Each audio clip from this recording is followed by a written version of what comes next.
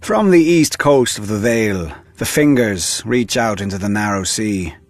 4 rocky peninsulas plagued by wind and rain, and barren to all but the hardiest of weeds. The ancestral home of House Baelish. Our house began with my great-grandfather, a Bravosi sellsword who came to the Vale at the invitation of House Corbray.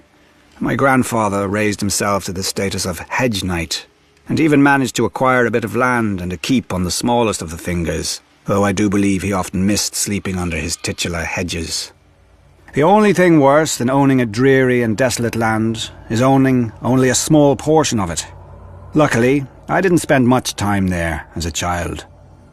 During the War of the Ninepenny Kings, a cheap name for a cheap cause, where other men fought for the king my father fought to befriend Hoster Tully, Lord Paramount of the Trident and head of one of the oldest and greatest houses in Westeros.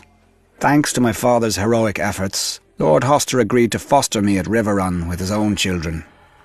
Until then, my whole world had been a small tower on the gull-stained rocks of the Fingers.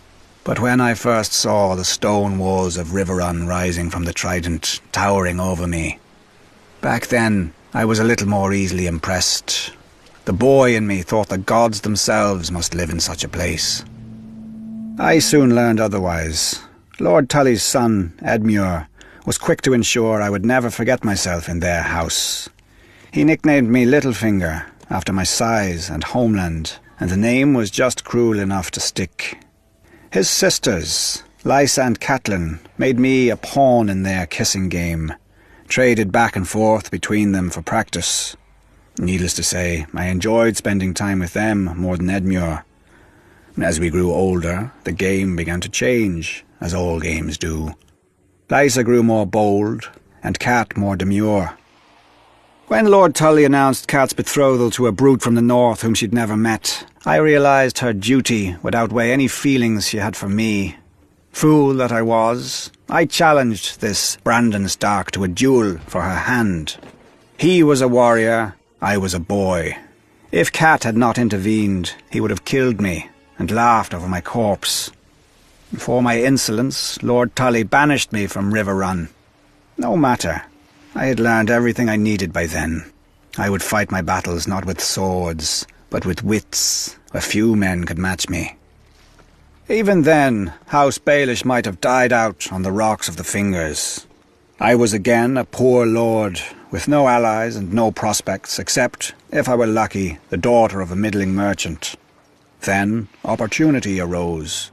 The Mad King executed that Brandon Stark and incited a rebellion. My old friend, Lysa Tully, was married off to John Arryn, Lord of the Vale, to cement the alliance against the Iron Throne, bringing her within my circle again. I quickly capitalized on our former affection and persuaded her to have me appointed as controller of customs at Gulltown, the Vale's greatest port. Wars burn gold like wildfire.